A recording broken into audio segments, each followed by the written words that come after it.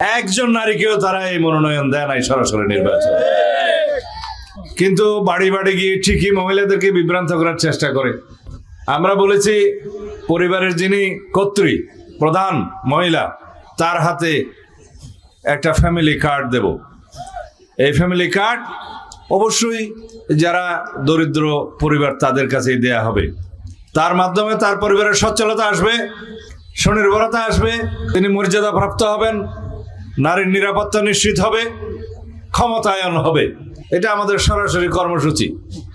এর বাইরে আমরা কৃষকদের জন্য কৃষি কার্ড, ইমাম মুয়াজ্জিম খতিবদের জন্য সরকারি ভাতা সহ খেলাধুলার ক্ষেত্রে, শিক্ষার ক্ষেত্রে, কারিগরি শিক্ষা, কর্মক্ষম হাত গড়ে তোলার জন্য আমরা অনেক কর্মসূচি নিয়েছি।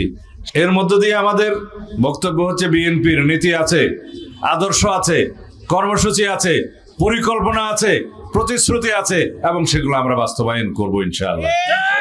অপরপক্ষে যারা জনগণকে বিভ্রান্ত করছে তাদের আমরা কোনো পরিকল্পনাই দেখি না, দেশ গড়ার কোনো নীতি দেখি না। আদর্শ তো একটা আছে এবং সেই আদর্শ নিয়ে বিভ্রান্তি ছড়াচ্ছে।